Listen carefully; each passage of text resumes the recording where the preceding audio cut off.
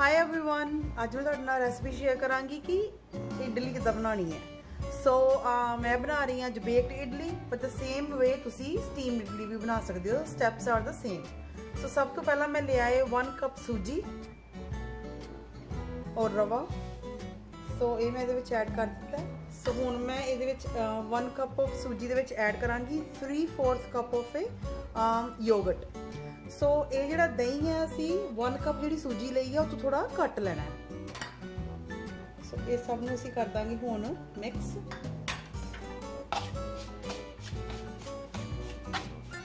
हुण इस तरह करके असी सारा दही ते सूजी नूं कर लिया मिक्स। हुण मैं लिया है 1/2 कप ऑफ वाटर, अद्धा कप पानी दा। ये पानी असी थोड़ा थोड़ा करके ऐड करांगे इहदे विच। इदां असी सारा पानी थोड़ा थोड़ा करके ऐड कर लेना है। थोड़ा करके सारा ही 1/2 कप ऑफ वाटर ऐड कर दिता इहदे विच। ते सब नूं असी कर लेना चंगी तरह मिक्स। ते मिक्स करके असी इहनूं 10 मिनट वास्ते रेस्ट ते रख देना ताकि जिहड़ी सूजी है वो थोड़ी फुल जाए। जिन्नी देर साडी जिहड़ी सूजी है वो थोड़ी देर रेस्ट ते है, असी उहदा तड़का तैयार कर लांगे। उहदे लई मैं लिया एक मीडियम साइज अनियन, थोड़ी मैं लई कैरेट्स, थोड़ी मैं ग्रीन पैपर्स, बैल पैपर्स। तुसी इहदे विचों कोई भी सब्जी लै सकदे हो जो भी तुहानूं पसंद है। असीं बहुत ज़्यादा सब्जियां बिल्कुल नहीं ऐड करनियां। नाल मैं थोड़ा जिहा लिया है teaspoon of mustard seeds and 1 teaspoon of chana dal and थोड़े जे कड़ी पत्ता। मैं एक पैन लिया, हीटेड पैन, उहदे विच क्या 1 टेबल स्पून ऑफ ऑयल। जो ऑयल थोड़ा जिहा हीट अप हो जाएगा फिर इहदे विच मैं ऐड करांगी teaspoon of mustard seeds and teaspoon of chana dal. इहदे नाल ही मैं थोड़ी जी ऐड कर दांगी हिंग पाउडर, बिल्कुल थोड़ा जिहा। हुण इहदे विच थोड़ी कि देर असीं इहनूं बस रोस्ट करांगे। सेकंड्स वास्ते रोस्ट हो गई है। नाल ही मैं ऐड करता कड़ी पत्ता ते आ थोड़ियां सब्जियां जिहड़ियां असीं लईआं ने सारियां सब्जियां दे विच ऐड कर दित्तियां। ये सब्जियां असीं बहुत ज़्यादा बिल्कुल नहीं कुक करनियां, सिर्फ थोड़ा जिहा इन्हां नूं कुक करना है, लाइक 1 मिनट वास्ते।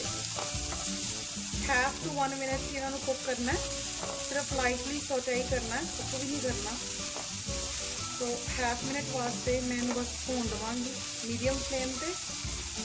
फिर बस असीं इनू ऐड कर देंगे अपने बनाए हुए बैटर विच।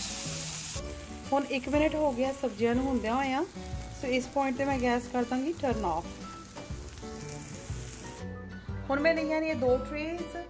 रीजन ये 2 ट्रेज लैन दा ये है कि जे तुहाडे कोल एक कप केक्स वाली ये ट्रे नहीं हैगी, तुसीं ये ट्रे भी यूज़ कर सकते हो। मैं तुहानूं दोनों ट्रेज दे विच इडली बना के दसांगी।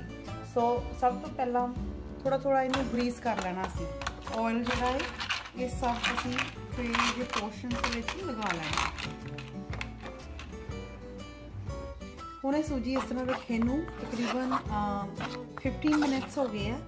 हुण मैं इहदे विच ऐड करांगी साडियां बनाईआं होईआं सब्जियां दा तड़का।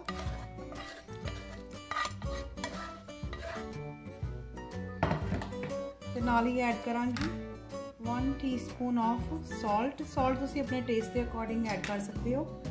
ये सब नूं असीं कर देंगे मिक्स। ते इहनूं देखना है कि इहदे विच थोड़ा होर जे पानी नीडेड है ते असीं थोड़ा वाटर इहदे विच ऐड करांगे।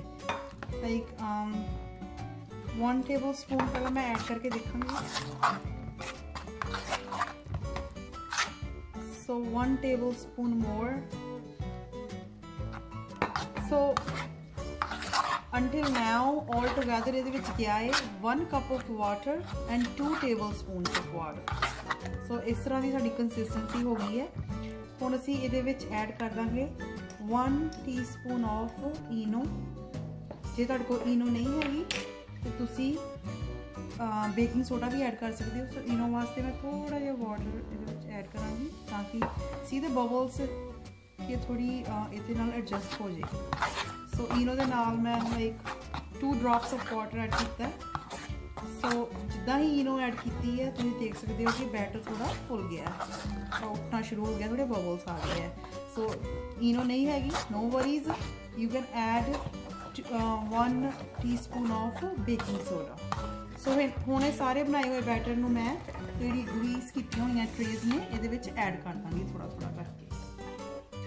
हुण मैं थोड़ा थोड़ा करके सारे ही बैटर ऐड कर लिया इन्हां ट्रेज दे विच। बिल्कुल असी उपर तक नहीं फिल करना इन्हां नूं, असी थोड़ी जी विच स्पेस रखनी है क्योंकि जिहड़ी इडली है बनेगी थोड़ी फुलेगी भी। सो ओनली 3/4 कप्स ही असी यूज़ करना है, थोड़ी जी स्पेस विच रहन देनी है। सो हुण मैं ओवन नूं प्री हीट कर लिया है 350 डिग्रीज ते। सो तुसी भी प्री हीट पहला इनू कर लियो ओवन नूं ते फिर इडलीज विच रखियो। So we gonna bake them for 17 minutes. पहला मैं 5 मिनट्स इन्हों इस तरह ही रख दांगी, इस तरह ही बेक करांगी। एंड दैन आफ्टर 5 मिनट्स मैं ये फॉयल शीट्स ने जड़ियाँ वो लगा दांगी, पर पूरा रैप नहीं करांगी, इस तरह ही ऊपर शीट्स रख Dangi. I will show you that.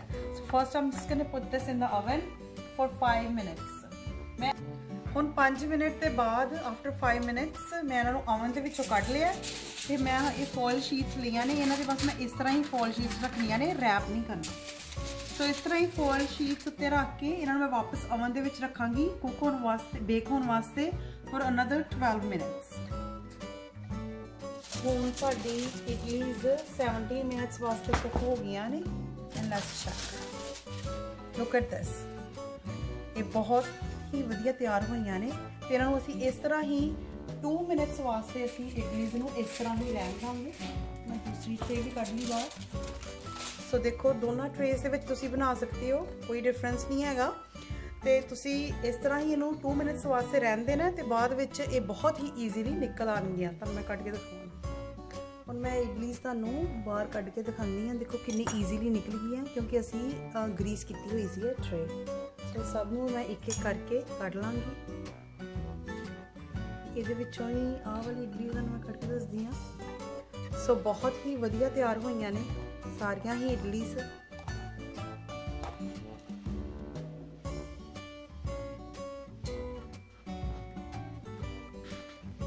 Look at this guys, साडी इडलीज जिहड़ियां ने किन्नियां वधिया तैयार होईयां ने। मैं तुहानू अंदरों भी एक बाइट दिखानी है, देखो किन्नियां सॉफ्ट बणियां अंदरों। सो प्लीज़ ये इडली की रेसिपी नू जरूर ट्राई करो। इनू तुसी किसी भी अपने मनपसंद चटनी के नाल इंजॉय कर सकते हो। मैं यूज़ कर रही हाँ tomato peanuts chutney, coconut chutney and sambar. ये सब की रेसिपी मैं नीचे शेयर की हुई है videos they which. So please जरूर ट्राई करो एंड मैनू क्लिक करके दसो लाइक बटन नू कि तुसी ये रेसिपी नू किन्नी लाइक किया है। तो वीडियो नू शेयर करना ना भुल्लियो। सी यू सून, थैंक यू।